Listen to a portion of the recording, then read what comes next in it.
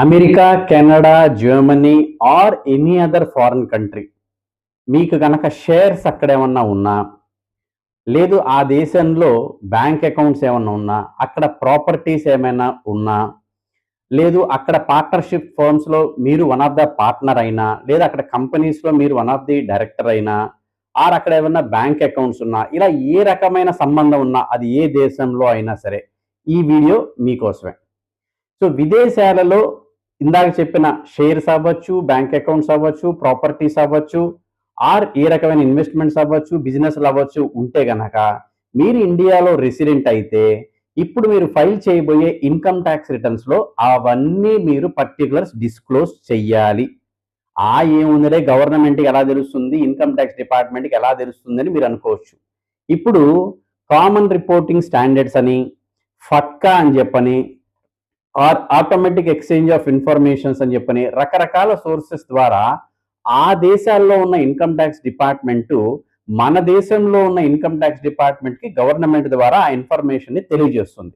మీరు ఫైల్ చేసే income tax రిటర్న్లో మీరు ఆ పర్టికులర్స్ అన్నిటినీ ఫైల్ చేశారా లేదన్నది income tax department cross verify చేసి నోటీస్ ఇస్తుంది. ఇక్కడ మీకు ఒక డౌట్ రావచ్చు, సార్ మీరు మేము ఆ దేశంలో ఆల్రెడీ ఆ ఇన్కమ్స్ మీద ట్యాక్స్ కట్టేశాం కదా, మరలా మేము ఎందుకు ట్యాక్స్ కట్టాలి?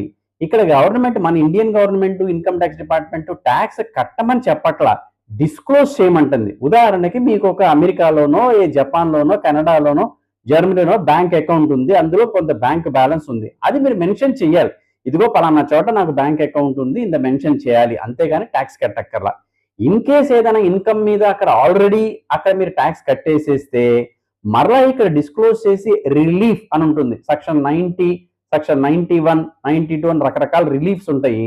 ఆ విధంగా రిలీఫ్స్ క్లెయిమ్ చేసుకొని ఫామ్ 67 కనుక ఫైల్ చేస్తే సో ఇక్కడ ట్యాక్స్ నుంచి మీకు రిలీఫ్ వస్తుంది.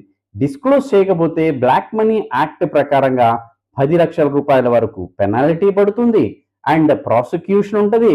తర్వాత మీకు ఇన్కమ్ ట్యాక్స్ కింద కూడా డిమాండ్స్ ఎక్కువ రావడానికి ఛాన్సెస్ ఉన్నాయి.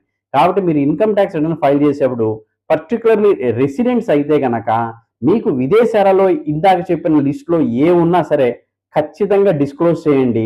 ఆ డిస్క్లోజర్ కూడా అక్కడ క్యాలెండర్ ఇయర్ ప్రకారంగా చేయాలి.